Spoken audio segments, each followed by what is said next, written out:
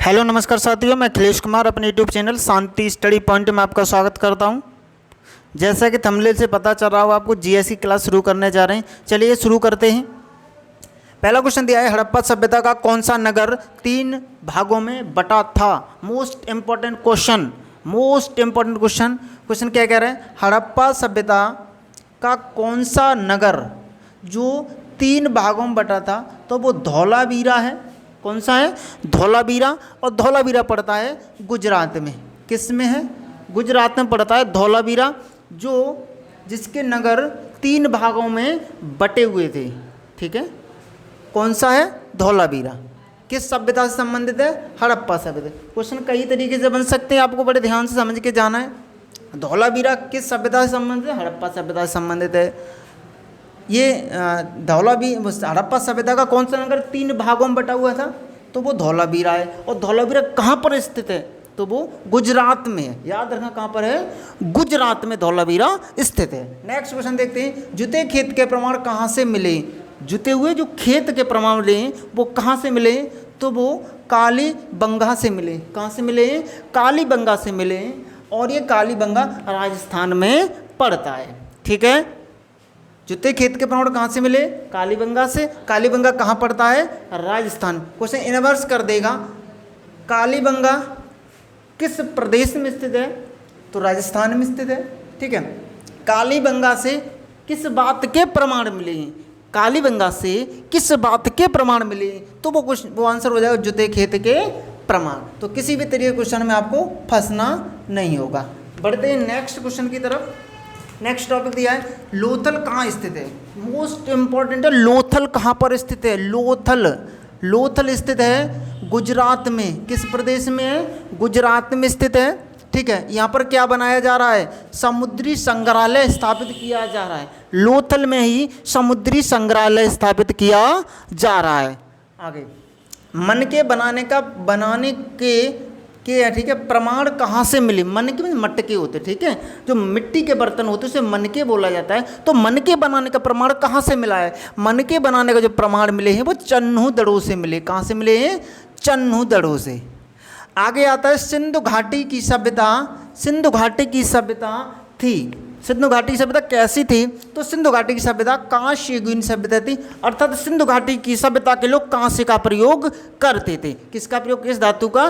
कांस्य का प्रयोग करते। बात करते कांसा किससे बनता है, तो कांसा दो धातुओं को मिलाकर बनाया जाता है। पहला टिन होता है, दूसरा तांबा होता है। यानी कांसा 2 धातुओं से मिलकर बनता है, टिन और तांबा। टिन यानी Cu और तांबा मिस Sn। ठीक है, इन 2 को मिलकर बनता है कांसा। नेक्स्ट टॉपिक की बात करते हैं, पीतल किससे मिलकर बनता है, तो पीतल बनता है Cu और जिंक को मिला के पीतल बनता है, Zn। ठीक है, इसको मिला के क्या बनता है? पीतल बन जाता है।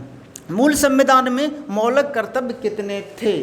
संविधान आ गया, ध्यान रखना। मूल संविधान में एक भी मौलिक कर्तव्य नहीं था। ठीक है, यार 10 मत लगा देना, ये 10 नहीं है। 10 मूल कर्तव्य नहीं, वो कहाँ से है वो आगे नेक्स्ट टॉपिक में बताया जाएगा। लेकिन जब मूल संविधान जब बन के तैयार हुआ था, उस समय हमारे संविधान में कोई भी मूल कर्तव्य नहीं थे।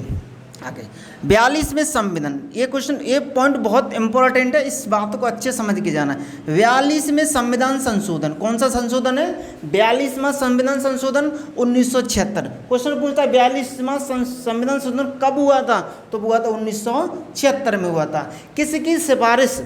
सरदार स्वर्ण सिंह समिति की सिफारिश पर अनुच्छेद 15A, कौन सा? अनुच्छेद 15A, स्वर्ण सिंह समिति, सरदार स्वर्ण सिंह समिति। ठीक है, संविधान संशोधन कब हुआ था? 1976 में। किसकी सिफारिश पर? सरदार स्वर्ण सिंह की सिफारिश पर। और इसमें कितने मूल कर्तव्य जोड़े गए थे? 10 मूल कर्तव्य जोड़े गए थे। ठीक है, तो यहाँ से मोस्ट इंपॉर्टेंट है, कितने कर्तव्य, मूल कर्तव्य कितने जोड़े गए? 10 मूल कर्तव्य। ठीक है, और किसकी सिफारिश थी? सरदार स्वर्ण सिंह समिति की सिफारिश पर। अनुच्छेद कौन सा था? 51A के अंतर्गत ये 10 मूल कर्तव्य जोड़े गए। संशोधन कौन सा था? संशोधन था 42वां संविधान संशोधन 1976। आगे बढ़ते हैं, 11वां मौलिक कर्तव्य 86वें संविधान संशोधन में के माध्यम से जोड़ा गया। और कब जोड़ा गया? 2002 में जोड़ा गया है। कौन सा? जो 11वां मौलिक कर्तव्य है, जो 11वां मौलिक कर्तव्य है वो सन 2002 में जोड़ा गया। और संविधान संशोधन कब हुआ था? वो कौन सा नंबर का था? 86वें संविधान संशोधन, ठीक है, 86वें संविधान संशोधन के अंतर्गत 2002 में मूल कर्तव्य 11वां जोड़ा गया। अब बात करते हैं 11वां मौलिक कर्तव्य किस बात से संबंधित है।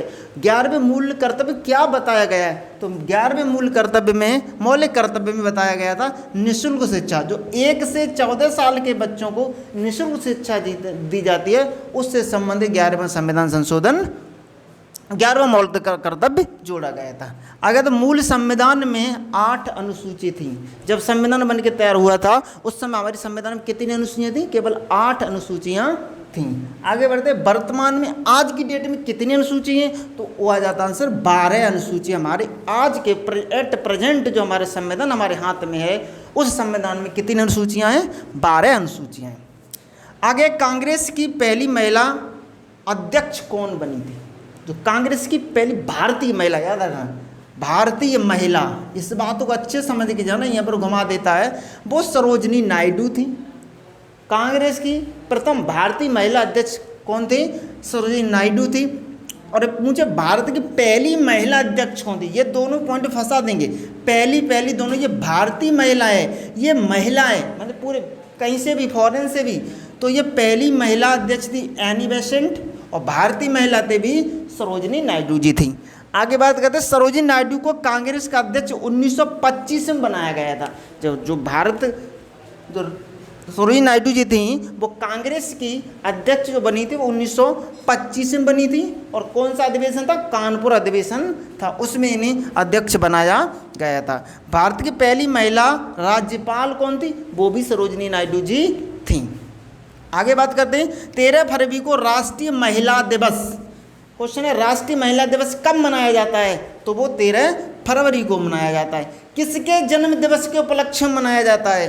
तो वो जन्म दिवस है सरोजिनी नायडू जी का, ठीक है। सरोजिनी नायडू जी के जन्म दिवस के उपलक्ष्य में राष्ट्रीय महिला दिवस 13 फरवरी को मनाया जाता है। मृतकों का टीला किसे कहते हैं? क्वेश्चन बहुत अच्छा है। मृतकों का टीला मोहनजोदड़ो को कहते हैं, और मोहनजोदड़ो पाकिस्तान में है। किसे कहते हैं मृतकों का टीला? मोहनजोदड़ो को कहते हैं, और मोहनजोदड़ो कहाँ पर है? पाकिस्तान में। आगे बात करते हैं, घोड़ों की अस्थियों के अवशेष कहाँ पर मिले? जो घोड़े होते हैं उनकी हड्डियों के अवशेष कहाँ पर मिले? वो सुरकोटड़ा गुजरात में मिले। कहाँ पर मिले हैं? गुजरात में मिले। ये हमारा जीएस का क्लास चल रही है। आप हमारे चैनल को सब्सक्राइब कर लीजिए, वीडियो को लाइक और शेयर कर दीजिए तथा बेल आइकन को प्रेस कर दीजिए। चलिएगा, मिलते हैं, ऐसे ही मोस्ट इंपॉर्टेंट क्वेश्चन लेके आएंगे। आप हमारे वीडियो को शेयर कर दीजिए, ठीक है। चलिए, थैंक यू फॉर वॉचिंग, मिलते हैं नेक्स्ट वीडियो में।